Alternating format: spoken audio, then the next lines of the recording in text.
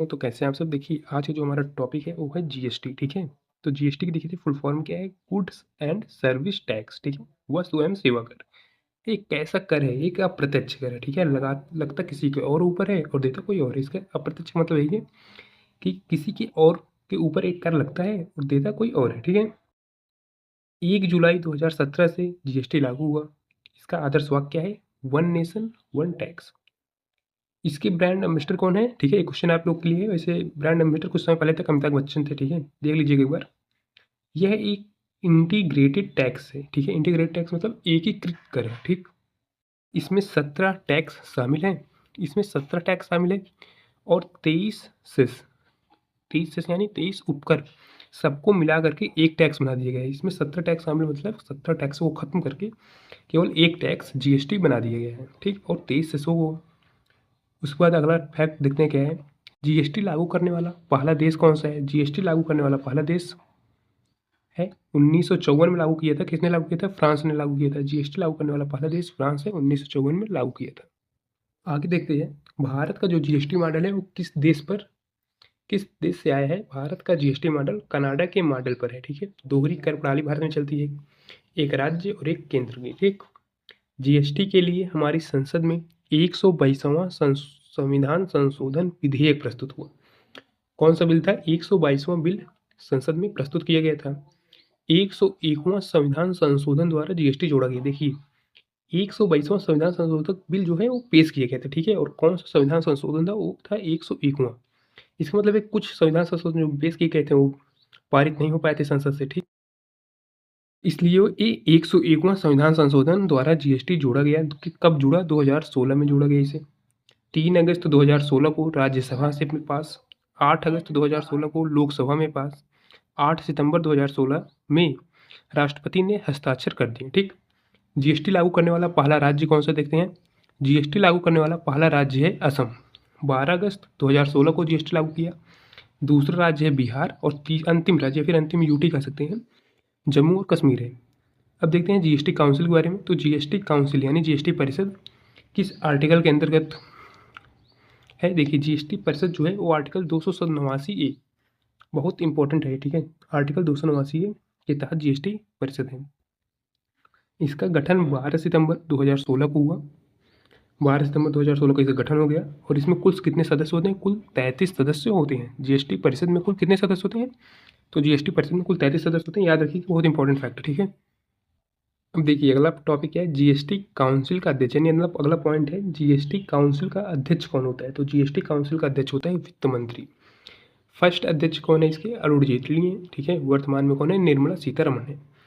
यह एक destination based कर है। ठीक, कंजम्पशन यानी उपभोग पर लगता है, यानी जहाँ आप इस सामान पर खरीदते हैं वहाँ पे कर लगता है। ठीक है, डेस्टिनेशन बेस्ड कर है इसका मतलब है।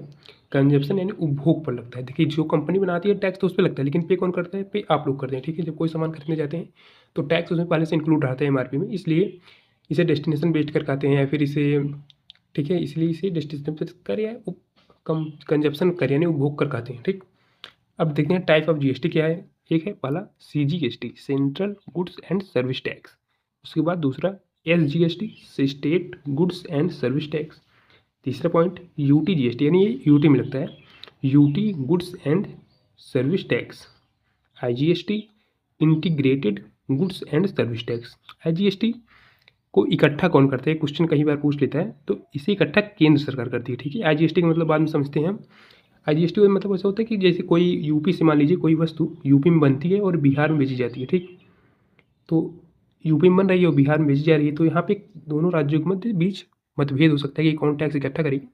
तो यहाँ पे कौन सा टैक्स लगता है? यहाँ पे आईजीएसटी लगता है। ठीक है, जैसे 18% मान लीजिए टैक्स हुआ, तो इसे कलेक्ट कौन करेगा? इसे कलेक्ट करेगा सेंट्रल, इसे सेंट्रल कलेक्ट कर लेगा। ठीक है, उसके बाद देखते हैं अगला टॉपिक है आर्टिकल, हम देखेंगे कुछ जीएसटी से related. Article 289A GST council में बताई गई है। आर्टिकल 246 है, केंद्र सरकार को वस्तु एवं सेवा कर से संबंधित कानून बनाने का अधिकार है।